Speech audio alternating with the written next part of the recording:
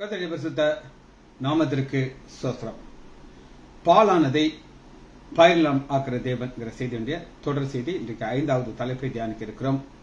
பாலானதை பயனிலம் ஆக்குகிற தேவன். ஜெபத்தோடு இந்த செய்திக்குள்ளே கடந்து செல்வோம்.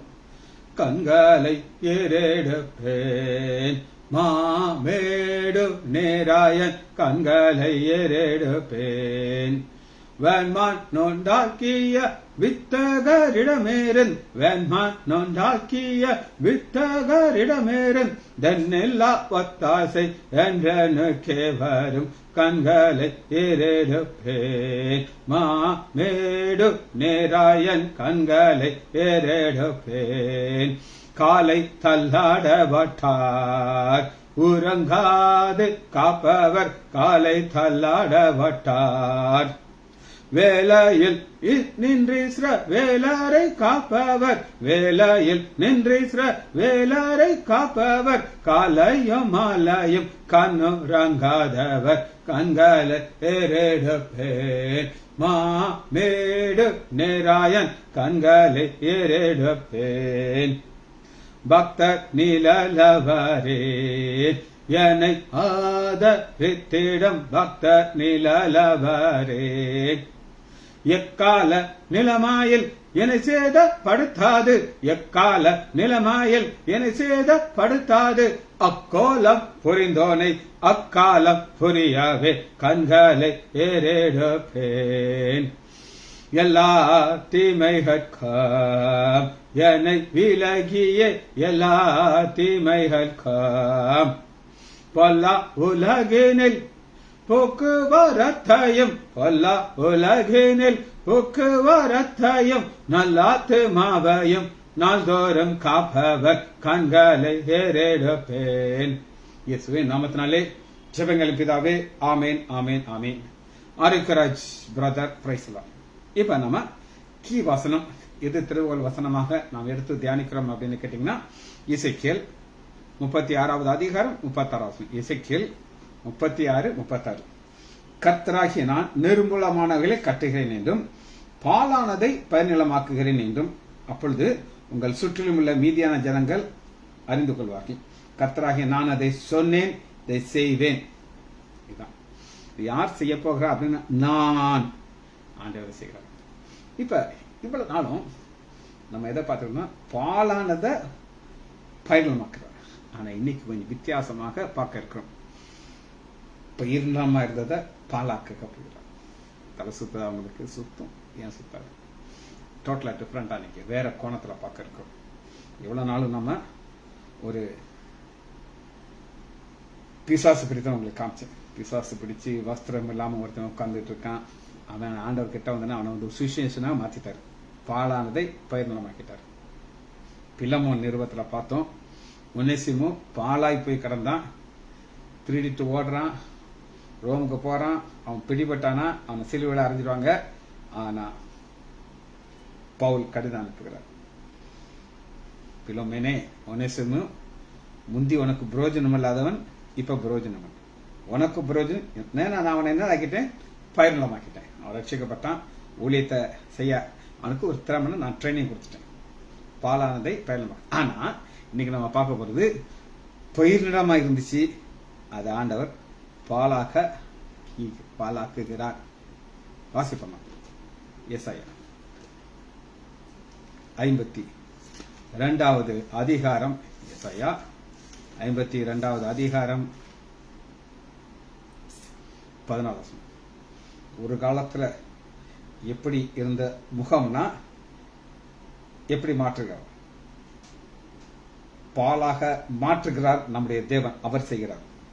மனுஷனை பார்க்கலும் அவருடைய முக பார்வையும், மனுபுத்திரை பார்க்கலும் அவருடைய ரூபமும் இவ்வளவு அந்தேகடு அடைந்ததை அநேகர் கண்டு பிரமித்தறிந்தார்கள். யோசிச்சு பாருங்களேன், இது பாலானதுக்கு அப்புறம் இருந்த முகம். ஆனா இந்த முகம் எப்படி இருந்தது ஒரு காலத்துல அப்படின்னு நீங்க கேட்டீங்கன்னா, ஒரு காலத்துல இது இப்படி இருந்தது அப்படின்னு நீங்க கேட்டீங்கன்னா எடுத்துக்கொள்ளமா, இந்த முகத்திற்கு அழகு, அந்த அழகை நான் உங்களுக்கு காட்டுறேன். உன்னத பாட்டு 5வது அதிகாரம் 10வது. உன்னத பாட்டு 5:10. என் நேசர் வெண்மையும் சிவப்புமானவர் 16,000 பேர்களில் சிறந்தவர். அவர் தலை தங்கமயதா இருந்தது, தலைமையில் சுறுசுறுலா இருந்தது. இவ்வளவு அழகான ஒரு முகத்தை ஆண்டவர் என்ன செய்யறார்? அந்தேகடாரை செய்கிறார். ஸோ இந்த செய்தி வித்தியாசமான செய்தி. இவ்வளவு நாளும் நம்ம பார்த்தது ஒன்னும் பாலாய் கிடந்துச்சு, அதை ஆண்டவர் பயிர் இல்லாம மாத்திட்டாங்க. இதுதான் இவ்வளவு நாள் நம்ம பார்த்தோம். ஆனா இன்னைக்கு வித்தியாசம். இவ்வளவு நாளும் அழகா இருந்துச்சு. ஒருத்தர் பார்த்தாங்கன்னா சின்ன அழகு, என்ன அழகு, இப்படி அழகத்தை பார்க்க முடியுமா அப்படின்னு சொல்லி சாரோனின் ரோஜா மாதிரி இருந்த ஒரு முகத்தை ஆண்டவர் என்ன செய்து தார் அப்படின்னு கேட்டீங்கன்னா, எஸ்ஐயா 52வது அதிகாரம் 13 இதோ என் தாசன் ஞானமாய் நடப்பார், அவர் உயர்த்தப்பட்டு மேன்மை முகம் ஒன்றுதான் இருப்பார். இதை செய்யறதுக்கு முன்னாடி அவர் முகத்தை என்ன செய்யறாருன்னா அந்தகேடு அடைய பண்ணுகிறார். அந்தகேடுங்கிறது ஒரு மிக மிக அருவருக்கத்தக்க முகமாக மாற்றுகிறார். சரி, இதனுடைய காரணம் என்னங்கிறத அடிப்படையை நம்ம பார்க்க போயிடும். ஆண்டவர் மனதில் உண்டாக்குறார். உண்டாக்கும் பொழுது அவர்கள் எப்படி இருந்தார்கள் அப்படின்னு கேட்டீங்கன்னா, எஸ்ஐயா 13வது அதிகாரம் 12. இதுதான் ஆண்டவர் கிரியேட் பண்ணின மனிதனுடைய ஒரு ரூபம். புருஷனை பசும் பொன்னிலும், பசும் பொன் அப்படின்னா என்ன அர்த்தம் அப்படின்னா, அதுல கலப்படம் இல்லாத ஒரு பொன். இப்ப 24 கேரட் கோல்டு. கோல்டுங்கிறது ஒரு அட்ராக்டிவான ஒரு மெட்டல். அது பரலோக மெட்டல், எனக்கு பிடிக்கும். நான் கழுத்துல ஒண்ணு போட்டிருக்கேன், புரியுதா உங்களுக்கு? ஆனா அநேக பெந்தேகோஸ்தே பாஸ்டர்கள், நீ கழுத்துல நகை போட்டிருக்க, மோதிரம் போட்டிருக்கிற, நீ பரலோகம் போக முடியாது. ஒரு நடந்த சம்பவத்தை நான் உங்களுக்கு சொல்லுகிறேன். என்னுடைய அத்தை, எங்க அப்பாவுடைய தங்கச்சி, அவங்க பேர் ஜாஸ்மின், சிவகாசியில் இருந்தாங்க. அவங்க கணவன் இப்ப மறைச்சிட்டாரு. அவர் ஒரு டாக்டர் இருந்தார். ரட்சிக்கப்பட்டாங்க. எங்க அத்தைக்கு ஞானஸ்தானம் இருக்குன்னு ஆசை. அதாவது முழுக்கு ஞானஸ்தானம், சிசை போற சர்ச்சில் போறாங்க. அப்ப ஒரு பாஸ்டர், பெந்தேகோஸ்தே பாஸ்டர் கேட்டோம்னா, பெந்தேகோஸ்தே பாஸ்டர் நான் உங்களுக்கு ஞானஸ்தானம் கொடுக்குறேன் அப்படின்னு சொல்லிட்டு எங்க அத்தையை சபை கூட்டிட்டு வந்துட்டாங்க. எங்க அத்தை பாத்தீங்கன்னா வளையல் இதுல இருந்து இதுவரை போட்டிருப்பாங்க. ஒரு இன்ச்சு இடைவெளி இருக்காது, இன்னொரு வளையல் போடுறது, அந்த வரை போட்டிருப்பாங்க. எங்க அத்தை அப்படி ஸ்டைலா இருப்பாங்க. எங்க அத்தை ரொம்ப அழகான அத்தை. எங்க அத்தை ஞானஸ்தானத்துக்கு வந்தாச்சு. அந்த பாஸ்டர் சொல்றாரு, நீங்கள் வளையலை கலத்தினா தான் நான் ஞானஸ்தானம் கொடுப்பேன் அப்படின்னு சொன்னார். எங்க தொட்டிக்கிட்ட வந்துட்டு எங்க அத்தை பயங்கரமா அத்தை. அங்க அத்தை சொன்னாங்க, நீங்க சொன்னீங்களா இத அப்படின்னு சொல்லி. அதெல்லாம் கிடையாதுமா, என் கையால நீங்க ஞானஸ்தானம் எடுக்கணும்னா நீங்க உங்க வலையில கலத்தணும், அப்பதான் அவங்கள மூங்கி ஞானஸ்தானம் கொடுக்கணும். எங்க அத்தை ரொம்ப ஸ்ட்ராங்கான லேடி. அவங்க சொல்லிட்டாங்க, சரி நீங்க கொடுக்க வேண்டாம் பாஸ்டர். நியாயத்திற்கு நாள் அன்னைக்கு என்கிட்ட கேட்பாங்க, ஜாஸ்மின் நீ ஏன் ஞானஸ்தானம் எடுக்கவில்லை? அப்ப குஞ்சுமோன், அந்த பாஸ்டர் பேர் குஞ்சுமோன் பாஸ்டர்கிட்ட நான் தொட்டி வர வந்துட்டேன். ஆனா அந்த பாஸ்டர் சொன்னாரு, உங்க வலையில கலக்கினா தான் நான் ஞானஸ்தானம் கொடுப்பேன், இல்லைன்னா நான் உங்களுக்கு கொடுக்க மாட்டேன்ட்டாரு. சத்தியத்திற்கு கீழ்ப்படிய நான் ரெடி, கண்டிஷன் போட்டாரு, நான் வந்துட்டேன் அப்படின்னு சொல்லி பயந்துட்டாரு. ஒரு வலையாவது கலத்துங்க அப்படின்னாரு. அத்தை நோ சொன்னாங்க. சரி ஞானஸ்தானம் கொடுத்தாச்சு. அரை மனதோட ஞானஸ்தானம் கொடுத்து அத்தை வெளியே வந்துட்டாங்க. அடுத்த நாள் காலையில எங்க அத்தை வீட்டுக்கு அந்த பாஸ்டர் வந்துட்டாரு. இனி அடுத்த வாரத்திலிருந்து நீங்க சிஎஸ்ஐ ஆலயத்துக்கு போகக்கூடாது, எங்களுடைய ஆலயத்துக்கு தான் நீங்க வரணும். நீங்க ஞானஸ்தானம் கொடுக்குற மாதிரி ஒரு கண்டிஷன் சொன்னீங்களா அப்படின்னு கேட்டாங்க. எப்ப நீங்க ஞானஸ்தானம் எடுத்தாச்சோ நீங்க எங்களுடைய ஆலயத்துக்கு தான் வரணும்னு சொன்னாரு. அத்தை சொன்னாங்க, நான் சிஎஸ்ஐ ஆலயத்துல பிறந்து வளர்ந்து அங்கதான் என்னுடைய கல்லறை இருக்கும், வெரி கிளியர் அபவுட் இட் அப்படின்னு சொல்லி கரெக்டா சொல்லி அனுப்பிட்டாங்க. அடுத்த நாள் தலை டாங்க தொங்கிட்டு, யார் தலை? பாஸ்டர் தலை வர்றாரு. வந்து அம்மா என்னை டிரான்ஸ்பர் பண்ணிட்டாங்க அப்படின்னு சோகமா சொன்னார். எதுக்காக சொன்னா, இந்த தங்கம் கோல்டுங்கிற ஒரு காரியத்தை வச்சுக்கிட்டு அவங்க அவ்வளவு ஸ்டெபனா இருக்கிறாங்க. தங்கத்தை போட்டா நீ பாவி அப்படின்றாங்க. ஆனா ஆண்டவர் நம்ம உண்டாக்கும் போது எப்படி உண்டாக்குனார்னா, களிமண்ல உண்டாக்கி எப்படி உண்டாக்கி சாயல் பாருங்க. அவர் சாயல பார்த்த பிறகு இங்க பாருங்க, எஸ்ஐயா 13வது அதிகாரம் 12 புருஷனை பசும் பொன்னிலும் மனுஷனை ஒப்பிரின் தங்கத்திலும் அற்பூர்வமா மாற்றுங்கிறார்.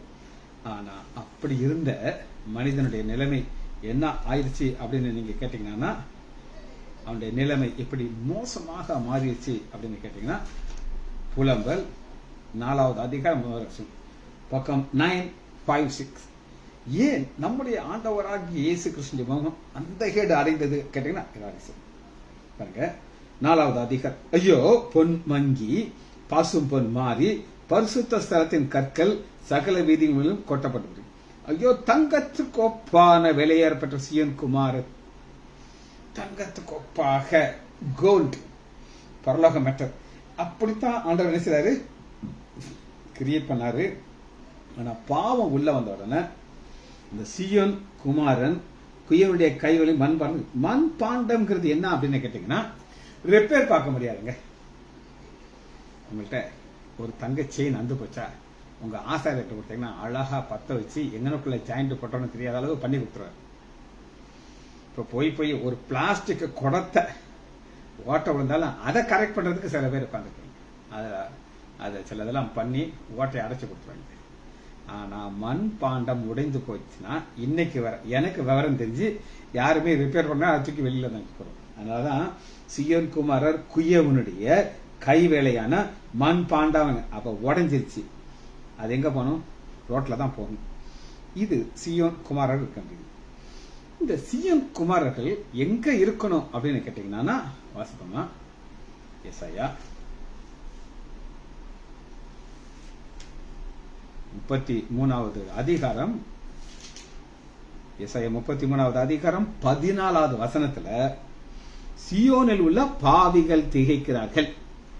அப்ப இந்த சியோன்ல வந்ததெல்லாம் பாவிகள் ஏன் திகைக்கிறாங்க அப்படின்னு கேட்டீங்கன்னா, ஐயோ நம்முடைய பாவம் இன்னும் மன்னிக்கப்படலையே அப்படின்னு சொல்லி ஒரு கற்பனை கதை நான் உங்களுக்கு சொல்கிறேன். கற்பனை கதை. ஒரு ஊர்ல ஒரு சபை, அங்க ஜான் அப்படின்னு சொல்லி 2 பேர் இருந்தாங்க. எத்தனை பேர்? 2 பேர். ஒரு ஜான் ஒரு நல்ல மனிதன், இன்னொரு ஜான் மோசமான ஆளு. அந்த ஆளு சர்ச்சில் ஒரு டாப் போஸ்ட் இருக்கு. இவரை விட கேவலமான மனிதனை பார்க்க முடியாது. ஆனா அவ்வளவு ரகசியமாக அந்த பாவங்களை செய்வாரு, யாருக்கும் தெரியாது. அப்படி வாழ்ந்து வாழ்ந்து வாழ்ந்து வாழ்ந்து ஒரு நாள் மறிச்சிட்டார். இந்த ஜானை நரகத்துக்கு கொண்டு போறாங்க. எங்க கொண்டு போறாங்க? நரகத்துக்கு கொண்டு போனா அந்த ஆளு போடுற சவுண்டை கேட்டு எல்லாரும் பயந்துட்டாங்க. யோ லூசாடா நீங்க எல்லாம், நீ நரகத்துல கொண்டு போயிருக்கீங்க, போங்கடா எங்க ஆலயத்துல போய் கேளுங்க, ஜான் கேளுங்க. எல்லாம் வணங்குவாங்க, கும்பிடு போடுவாங்க. அப்படி ஒரு இடத்துலதான் எனக்கு நல்ல பேரு. போய் விசாரிச்சுட்டு வந்து என்னை நரகத்துல போடுறோமா பரலோகத்துக்கு கொண்டு போவாங்க. கதை, கற்பனை கதையை சொல்றேன். அப்புறம் அங்க தேவதூர்லாம் பயங்கர கிண்டல் வைக்கிறதுக்கு, சரி இந்த ஆளை நம்ம மனுஷன் பரலோகத்தை கொண்டு போவோம், என்ன நடக்குதுன்னு பார்ப்போம் அப்படின்னு சொல்லி இவரை எங்க கொண்டு போயிட்டாங்க? பரலோகத்தை கொண்டு போயிட்டாங்க. அங்க போனா இவருடைய பாவங்கள் மன்னிக்கப்படாதனால இவர் பாவங்கள் உச்சந்தலிருந்து உள்ளங்கால் வர அப்படியே கார்பன் காப்பி மாதிரி அப்படியே வெளியேறணும். ரகசிய பாவங்கள் எல்லாரும் விடிப்பாங்க. ஜான் என்னையா முஞ்சிருந்த பாவம் இதை செஞ்சு அடப்பாங்க எல்லாம் கிண்டல் வைக்கிறாங்க. ஏன்னா இவருக்கு முன்னாடி அந்த சபையில இருந்து மறிச்சவங்களும் அங்க இருக்காங்க. இவர் அப்படியே கூனி குருவிட்டு இருக்காரு. சொல்றாரு, எனக்கு எங்காவது இருட்டா ஒளிராப்புல ஒரு இடம் கொடுங்க, அங்க போய் நான் இருக்கேன். இல்ல போய் நீ நரகத்திலே கொண்டு போறேன், அங்க பிரச்சனை இல்லை, எங்க ஆளுகள்லாம் அங்க இருப்பாங்க, நான் அங்க போயிடுறேன் அப்படின்னு போயிட்டாரா. இது ஒரு கற்பனை கதை. இதுதான் இந்த வசனம் என்ன சொல்லுது அப்படின்னு கேட்டீங்கன்னா, ஏசாயா 33வது அதிகாரம், சீயோனுள்ள பாவிகள் திகைக்கிறார்கள், மாயக்காரர்கள் நடுக்கம். இவங்கள மாயக்காரர்கள், இவங்க ரட்சிக்கப்படாதவர்கள், ஆண்டவராக இயேசு கிறிஸ்து ரத்தத்தால் கழுவப்படாதவர்கள், துணிகர்கள். இவர்களை எங்க கொண்டு போகணும் அப்படின்னு கேட்டீங்கன்னா, ஆண்டவர் என்ன செய்கிறார் அப்படின்னு கேட்டீங்கன்னா, வாசிப்போமா, சங்கீதம் 132வது அதிகாரம், சீயோன்கிற ஒரு இடத்துக்கு அந்த பாவியா இருக்கிற மக்களை கொண்டு போகணும். ஏன் அங்க கொண்டு போகணும் அப்படின்னு கேட்டீங்கன்னா, சங்கீதம் 132வது அதிகாரம்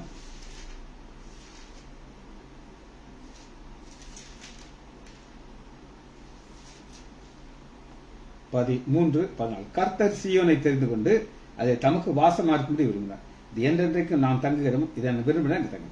அப்ப இந்த சீயோன்கிற ஒரு இடத்தை ஆண்டவர் தெரிந்து கொண்டு அங்க அவர் வாசம் பண்ணும்பொழுது அங்க இருக்கிற மக்கள் பாவங்கள் மன்னிக்கப்படணும்.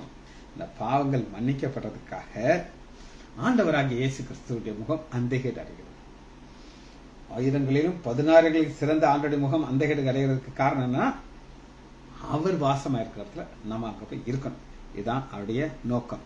சரி, 33வது அதிகாரம் 6வது வசனத்தை வாசிக்கலாம்.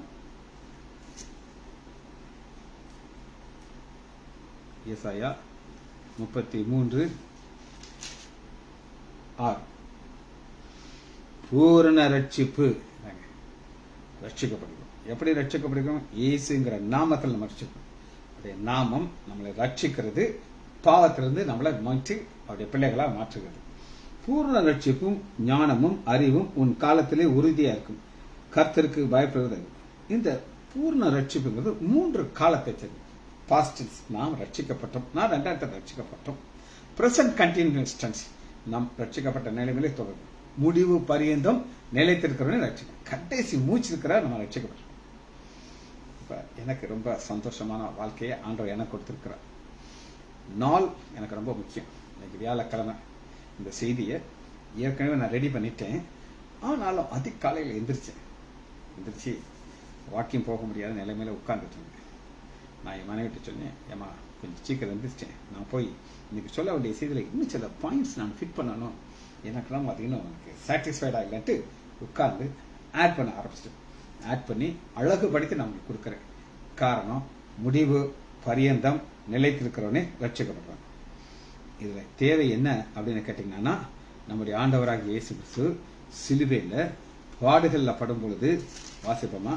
ஏசாயா 53வது அதிகாரம். எங்கள் மூலமா கேள்வி விசுவாசித்தவன் யார்? ஏன் எங்கள் மூலமாக விசுவாசித்ததை, எங்கள் மூலமாக கேள்விப்பட்டதை விசுவாசிக்கிறவன் யார் அப்படின்னு இது ஆரம்பிக்கிறார் அப்படின்னு கேட்டீங்கன்னா, நம்முடைய ஆண்டவராகிய இயேசு கிறிஸ்து ஒரு பாலனாக பார்க்கிறார். ஒரு பாலகன் கொடுக்கப்பட்டார். அந்த குழந்தை எவ்வளவு அழகா இருக்கும் பாருங்க. சில குழந்தைகள் எல்லாம் பார்த்தா துருன்னு இருக்கும். ஆனா நம்முடைய ஆண்டவராக இயேசு கிறிஸ்து எப்படி பார்க்கிறார்? ஒரு அழகு அழகு அழகு பிறந்த ஒரு குழந்தைய பார்க்கிறார்.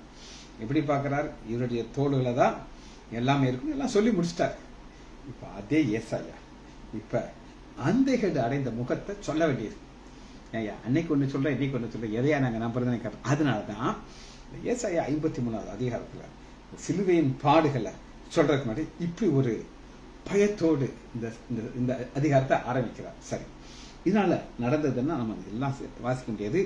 நம்ம என்ன பார்க்க போகிறோம் அப்படின்னு கேட்டீங்கன்னா, 11வது வசனத்தை பார்க்கிறோம். அவர் தமது ஆத்தும வருத்தத்தின் பலனை கண்டு திருப்தி ஆவார். ஆத்தும வருத்தத்தின் பலன், அவருடைய ஆத்துமா வருத்தப்படுகிறது. சிலுவையில சரீர பாடு ஒரு பக்கம், இன்னொரு பக்கம் ஆத்துமாவுடைய பாடு வரும். உலகத்தினுடைய பாவங்கள் எல்லாம் அவருடைய மேல வருது. அப்படி வர வர வர அது ஆத்மா வேதனை இருக்கு. ஆனா அதனால ரிவார்டு கிடைக்குது. என்ன ரிவார்டுனா, திருத்தடைவார். என் தாசனாகிய நீதிபர் தம்மை பற்றும் அறிவினாலே அநேகரை நீதிமானாக்குவார். அவர்களுடைய அக்கிரமங்களை தாமே சுமந்து கொண்டார். சுமந்து ஒரு கூட்டத்தை நீதிமான்களை மாற்றிட்டார். நீதிமான்களாக மாற்றதுக்காகத்தான் நம்ம பார்த்தோம். இத்தனை செய்தியிலையும் 4 செய்திகள் நான் உங்களுக்கு எப்படி கொடுத்தேன் அப்படின்னு நீங்க கேட்டீங்கன்னா, ஒரு பாலானதை பயிர் நிலமாக மாற்றுகிறது. அப்படித்தானே? எது பாலா இருந்துச்சு? ஒரு தேசம் பாலா இருந்துச்சு. அந்த தேசம் கம்ப்ளீட்டா அழிஞ்சு போயிருந்துச்சு போன செய்தி. அந்த தேசத்துக்கு ஆண்டவர் இஸ்ரேல் மக்களை திரும்ப கொண்டு வருகிறார். ஒண்ணுமே டெசோலேட்டடா இருந்துச்சு. ஆனா பயிர் நிலமாக்குறதுக்கு கலீலியா கடல்ல இருந்து தண்ணியை பைப் லைன் போட்டு கொண்டு வந்து ட்ரிப் இரிகேஷன் மூலமாக ஆரஞ்சு, பெரிய பெரிய கிரேப்ஸ், பேரீச்சை மரங்கள் உண்டாக்கி பழங்கள், ஃப்ரூட்ஸ், ஜாப்பனா ஆரஞ்சு, சாரோனின் ரோஜா இதெல்லாம் ப்ரொடியூஸ் பண்ணி எத்தனை டன் எத்தனை இடத்துக்கு அனுப்பிச்சுங்கிறது நமக்கு. அது தேசம் பாலான தேசத்தை பயிர் நிலமாக்குறார். ஆனா இங்க பயிர் நிலமா இருந்த மிகவும் அழகா இருந்த முகத்தை அந்தகடாரிய பண்ணுகிறார். எதற்காகனா, நாம் நீதிமான்களாக மாறும். இதுதான் ஞானம். சரி, இன்னும் சில காரியங்கள் நம்ம பார்க்க போகிறோம். ரைட். இப்ப ஒரு வசனத்தை நம்ம எடுத்துக்கலாம். பிலமோன் எடுத்துக்கொள்வோம். பக்கம் 2:9-7.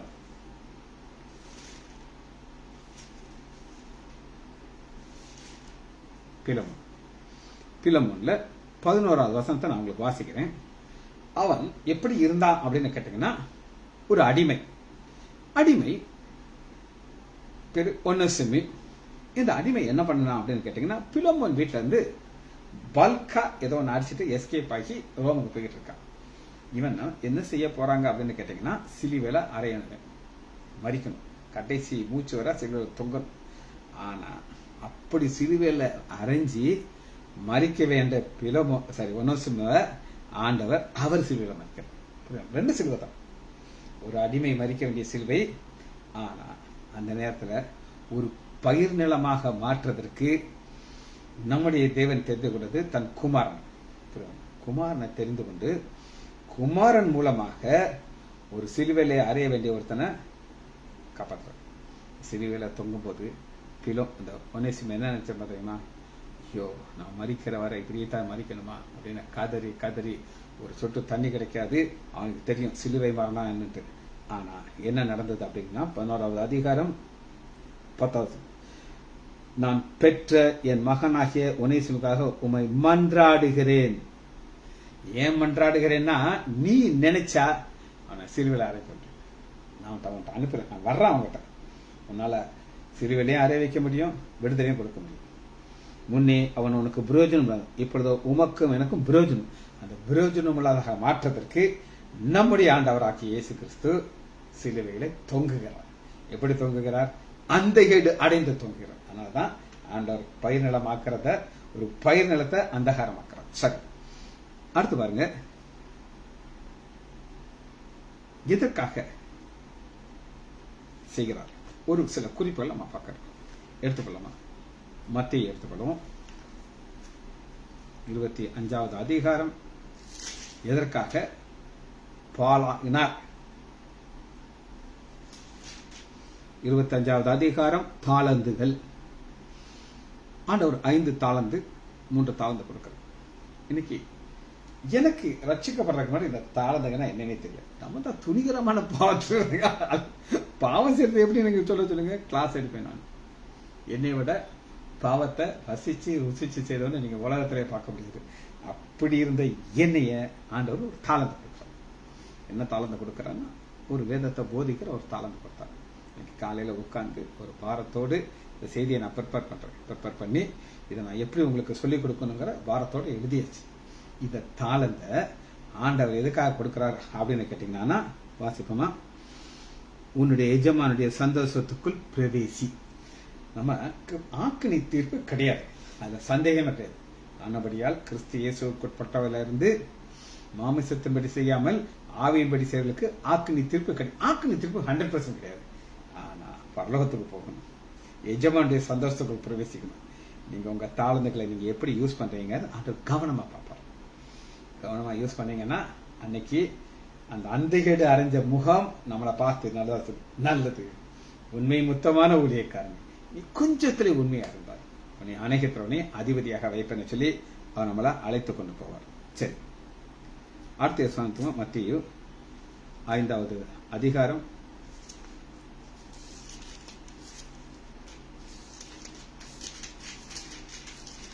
5:18.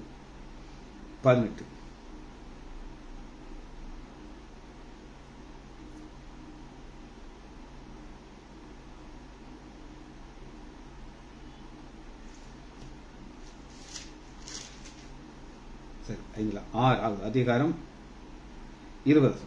பரலோகத்திலே உங்கள் பொக்கிஷங்களை சேர்த்துவீங்க. மத்தேயு 6:20. பரலோகத்திலே உங்கள் பொக்கிஷங்களை சேர்த்துவீங்க. சரி, 2வது குறிப்பு என்ன? தாளந்துகளை குறித்து நான் சொல்லிட்டேன். ஏன் அவருடைய முகம் அந்த கேடு அறிந்திருந்த காரணத்தில் நம்மளை நீதிமான் ஆக்கிட்டார். நீதிமான் ஆக்கிட்டு நம்மளை இந்த பூமியில வாழ வைக்கிறார். வாழ வச்சு பரலோகத்திலே உங்கள் பொக்கிஷங்களை சேர்த்து வைங்க. இப்ப நான் 2 வகையான அக்கௌண்ட் சொல்றேன். ஒரு அக்கௌண்ட் என்னன்னா பூமிக்குரிய அக்கௌண்ட். நான் 10 மணிக்கு ஓபிக்கு போவேன். ஓபிட்டு போய் உட்கார்ந்தானா பேஷண்ட்டை பார்ப்பேன், ரவுண்ட்ஸ் போவேன், சின்ன சின்ன சர்ஜரி பண்ணுவேன். என்னுடைய அண்ணன் பையன் ஒரு சர்ஜனா மாறிட்டு இருக்காரு, அவர் கூப்பிடாரு, சித்தப்பா நீங்க இந்த சர்ஜரி நான் பண்ணும்போது கூட இருங்க, அவனுக்கு கைட் பண்ணுவேன். 12, 12:30, 12:45 வரை உட்காந்து பேஷண்ட். இது எல்லாமே பூமிக்குரிய அக்கௌண்ட். இது பரலோகத்துக்கு போகாது. இது இங்க காசு சம்பாதிக்கிறது இருக்கு. சாயங்காலம் வருவேன், தூங்குவேன், ஸ்விம்மிங் போயிட்டு வந்து சாயங்காலம் கரெக்டா 5 மணிக்கு ஓபிக்க ஆரம்பிச்சிருவேன். 5 ஆனா சாயங்காலம் எனக்கு நேரம் கிடைக்கும் போது உட்காந்து செய்தி எழுத ஆரம்பிச்சேன். இன்னைக்கு சங்கீதம் அடுத்த அதிகாரத்தை நான் உங்களுக்கு ஃபுல்லா தேவாலயம் அழிக்கப்படுறதுக்கு காரணம் என்ன எழுதி முடிச்சாச்சு. அப்ப ரெண்டாவது சாயங்காலம் டபுள் மிக்சிங்லேயே போகுது. அதுல 50% உலக பிரகாரமான காரியம், 50% பரலோக அக்கௌண்ட். அதனாலதான் மத்தேயு 6வது அதிகாரம் 20 பரலோகத்திலே உங்கள் பொக்கிஷங்களை சேர்த்து வைங்கள். வச்சுக்கப்பட்டாச்சு, பயனிலமா மாத்திட்டாரு. இந்த பயிர் நிலத்துல இருந்து ஆண்டவருக்கு ஒரு அட்வான்டேஜ் இருக்கும். இல்லைன்னா உங்களை ரட்சித்து வேஸ்ட். எனக்கு தெரிஞ்ச ஒரு நண்பன், அந்த ஆளுக்கு ஒரு கிட்னி ஃபெயிலியர் ஆயிடுச்சு. கிட்னி ஃபெயிலியர் ஆகி கம்ப்ளீட்டா டெத் ஆக வேண்டிய ஸ்டேஜ். ரொம்ப வேலை பார்த்து நிறைய இந்த வலி மாத்திரை போட்டு மோசமா போச்சு. அப்புறம் நல்லா ஜோம் பண்ணி அவருக்கு நல்லா கிட்னி திரும்ப ரீஃபங்க்ஷன் ஆரம்பிச்சு. கடைசி ஸ்கேன் ரிப்போர்ட்ல 80% ரிசல்ட் நல்லா வந்துருச்சு. ஆனா அவருக்கு தேவைன்னா மட்டும் இந்த ஆண்டர்கிட்ட போவார். கவலை இருக்குது, பிரச்சனை இருக்கா, ஜோம் பண்ணுவார். அப்புறம் கண்டுக்கிட்டே மாட்டார். அந்த ஸ்கூல்ல இருந்து ஒரு ப்ரொமோஷன் கிடைச்சி ஹெட் மாஸ்டர் மாறினார், பிரின்சிபால். இன்னும் கண்டினியூவா வேலை பார்த்தார். பிரச்சனை பிடிச்சி டெத். ஆண்டவரை ரட்சித்தார், திரும்பியும் ஜீவனை கொடுத்தார். பார்க்கிறார், என்னப்பா நீ செய்ய போற? நான் ஹெட் மாஸ்டரா மாறிவிட்டேன், பிரின்சிபாலா மாறிவிட்டேன். ரைட்டு, எனக்கு என்ன செஞ்சேன்? நான் அதுக்கு உனக்கு செய்யணும். அப்புறம் நீ வளர்க்கறது என்ன? தூக்கம். புரியுதா உங்களுக்கு? சிம்பிள். ஆண்டவர் தாளந்தர் கொடுக்குறாரு. நீ எனக்காக என்ன செய்கிறாய்? பரலோகத்துல பொக்கிஷ சேர்க்கணும், இல்லைன்னா வேஸ்ட். சரியா? தேவாலயத்துல ஆண்டவர் செய்யற ஒவ்வொரு காரியத்தையும் நீங்க எப்படி எடுக்கணும் அப்படின்னு கேட்டீங்கன்னா, நான் உங்களுக்கு வாசிக்கிறேன். 26. உங்கள் பொக்கிஷம் எங்கே இருக்கிறதோ உங்கள் இருதயம் இருக்கும். என் பொக்கிஷம் நான் உங்களுக்கு செய்தி சொல்லணும். இந்த செய்தி சொல்லும் பொழுது அது உங்களுக்கு பிரயோஜனமா இருக்கும். ஒரு காப்பியா இருக்கக்கூடாது, அது உங்க இருதயத்துக்கு ஒரு பிரயோஜனமா இருக்கும். நீங்க ஆண்டவருக்காக செய்கிற ஒவ்வொரு காரியமும் பரலோகத்துக்கு அது உங்களை நோக்கி வரும். வாசிப்போமா? நீங்க ஆண்டவருக்காக என்னெல்லாம் செய்றீங்களோ, ரோமர் 2வது அதிகாரம் அத நற்கிரியைகள் பார்க்கணும். 2வது, சோர்ந்து போகாமல். பொக்கிஷத்தை சேர்க்கறது லேசெல்லாம் கிடையாது, கஷ்டம்.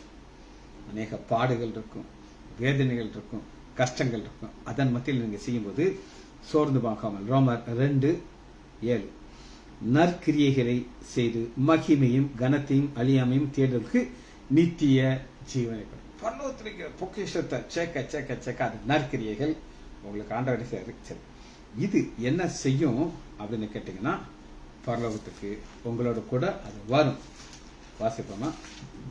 வெளிப்படுத்துதல் 14வது அதிகாரம் 13. வெளிப்படுத்துதல், சோர்ந்து போகாமல் நற்கிரியைங்கிற பொக்கிஷத்தை நீங்க பரலோகத்துல சேர்த்துக்கிட்டே இருக்கிறீங்க.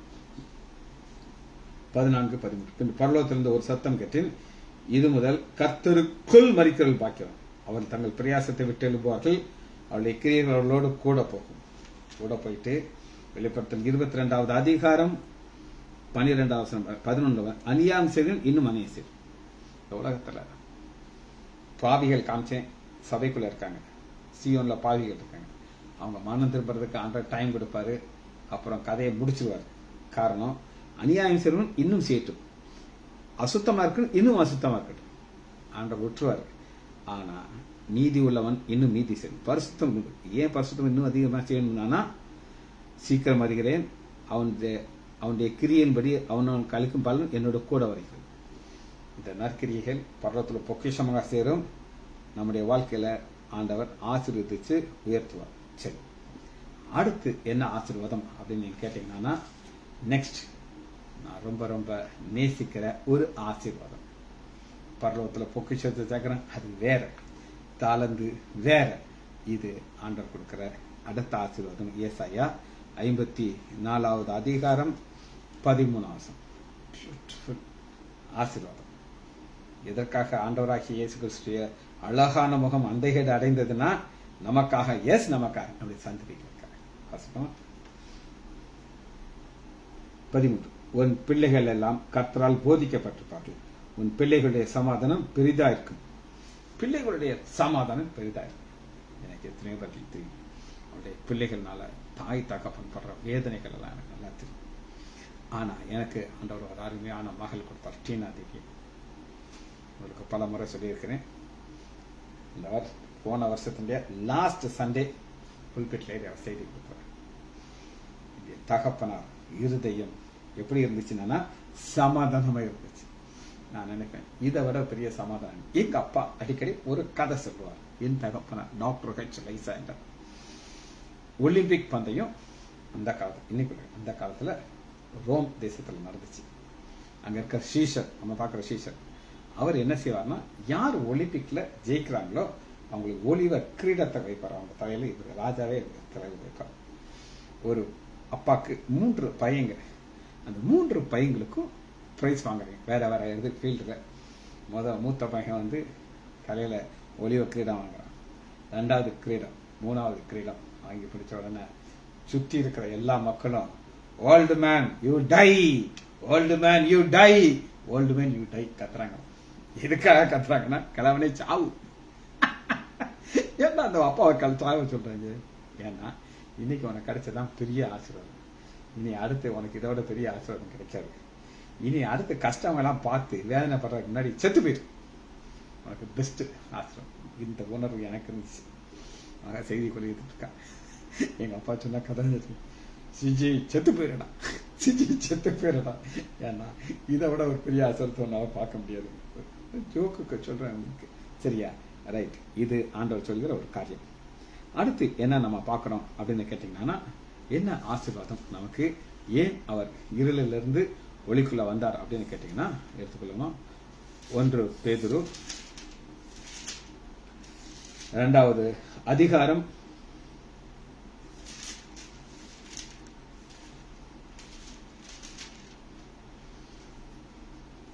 9வது வசனம். அந்தகார இருளில் இருந்த நம்மை ஆச்சரியமா ஒளிக்கொண்டார். அந்தகார இருள், அவர் முகம் அந்த ஏடு அடைஞ்சதுக்கு காரணம் என்னன்னா, நாம் அந்த காரத்துல இருந்தோம், நம்மளை ஆச்சரியமா ஒளிக்கிறோம். முகத்துல இருந்த ஒளி பிரகாசம் எல்லாம் அந்த ஏடு அடைஞ்சதுக்கு காரணம் இதான். இது ஏன் நடந்தது அப்படின்னு கேட்டீங்கன்னா, அப்போஸ்தலர் 26வது அதிகாரம், அப்போஸ்தலர் 26வது அதிகாரம் 18வது வசனம், 26:18. இதுக்காகத்தான் ஆண்டவராக பூமிக்கு வந்தார். அவருடைய என்னை பற்றும் விசுவாசத்தினாலே பாவ மன்னிப்பையும் பரிசுத்தமாக்கப்பட்ட சுதந்திரத்தையும் பெற்றும். பரிசுத்தம் ஆக்கப்பட்டதுக்கு சுதந்திரம், உரிமை. எப்ப நம்ம கண்களை மூடுகிறோமோ நம்ம இந்த இடத்துக்கு நம்ம போவோம். எப்படி போக போகிறோம் அப்படின்னு கேட்டீங்கன்னா, 1 பேதுரு 2வது அதிகாரம் 9வது வசனம், புண்ணியங்களை அறிவிக்கும் ராஜரீகமான ஆசாரியர் கூட்டமும் பரிசுத்த. இது நம்மளை பரிசுத்த ஜாதியா மாற்றணும். அவருடைய முகம் ஆந்தைகடா இருந்தது. சரி, இது மாத்திரமல்ல, ஒரு பிதா மாறுகிறார். இவ்வளவு நாளும் யார் நம்முடைய அப்பாவா இருந்தா அப்படின்னு கேட்டீங்கன்னா, யோவான் 8வது அதிகாரம் 44வது. யோவான் 8:44, நீங்கள் உங்கள் பிதாவாக்கிய பிசாசினாலே உண்டாகினீர்கள். நான் எங்க அப்பா டாக்டரேட் லைசன்ஸ் கிடையாது. ரட்சிக்கப்படுறதுக்கு முன்னாடி என்னுடைய ஃபாதர் யாருன்னா பிசாசு. நானும் அவனுக்கு இப்படி இருக்கும். அவன் சொல்றதுக்கு முன்னாடி அவனுக்கு சந்தோஷப்படுத்துவேன். ஐடியா கொடுத்துக்கிட்டே இருப்பான், ஐடியா வாய்க்க பண்ணுவான். நாங்கள் ஒரே ஜாலியா இருப்போம். நமக்கெல்லாம் இந்த பைபிள் எல்லாம் பிடிக்காதான்னு. ஆனா ஆண்டவர் மாத்திட்டாரு, அப்பாவை மாத்திட்டாரு. அப்பா பிதாவே அன்பான தேவா அருமை ரட்சகரே ஆவியானவரே. இது நம்ம இன்னைக்கு பாடுறோம். அப்பா மாறி இந்த அப்பா போய் அப்பா வந்து அவர் குமாரனை அனுப்பி அந்த குமாரனுடைய முகத்தை அந்த கடை அறிஞ்சாரு. ஏன் நம்ம அவரை நோக்கி அப்பா பிதாவேன்னு சொல்லி பாடுறது. அப்பாவை மாத்திட்டாரு, நம்முடைய சுபாவத்தை மாத்துக்கிறார். அந்த சுபாவத்தை மாத்துறாரு எப்படின்னு கேட்டீங்கன்னா, 1 கொரிந்தியர் 11:1 பவுல்கிற ஒரு நபரை பார்க்கணும். அவர் சொல்கிறாரு, நான் கிறிஸ்துவை பின்பற்றுவதை நீ பின்பற்றுகிறார். ஒரு காலத்துல கொடுமை பண்ற வந்தார், சபையை துன்பப்படுத்த வந்தார். இது அவருடைய கேரக்டர். இது பாலான நிலம். இந்த பாலான நிலத்தை மாற்றி என்ன சொல்ல வைக்கிறார் அப்படின்னு கேட்டீங்கன்னா, நான் கிறிஸ்துவை பின்பற்றது போல நீங்கள் பின்பற்றுங்க. கடைசி ஒரு குறிப்பை சொல்லிட்டு அந்த செய்தியை முடிக்க போகிறேன். 1 யோவான் 3வது அதிகாரம் 2வது வசனம். இப்பொழுது நம்முடைய தேவனுடைய பிள்ளைகளா இருப்போம், இனி எப்படி தெரியாது.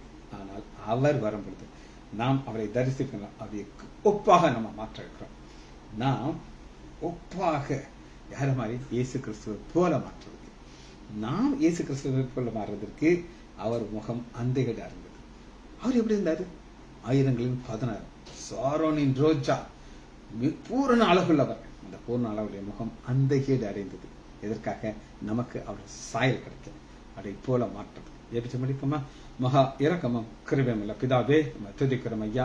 பாலானதை பயிர்நிலமாக மாற்றுகிற தேவன், இந்த முறை பயிர்நிலமாக இருந்த எங்கள் ஆண்டவராகிய இயேசு கிறிஸ்துவை பாலாக மாற்ற செய்தியை நீர் எங்களுக்கு கொடுத்ததுக்காக நன்றி. பிள்ளைகள் ஒவ்வொருவரையும் என் ஆண்டவராகிய இயேசு கிறிஸ்துவின் நாமத்தினாலே ஆசீர்வதிக்கிறேன். இயேசுவின் நாமத்தினாலே ஜெபங்கள் பிதாவே. ஆமேன், ஆமேன்.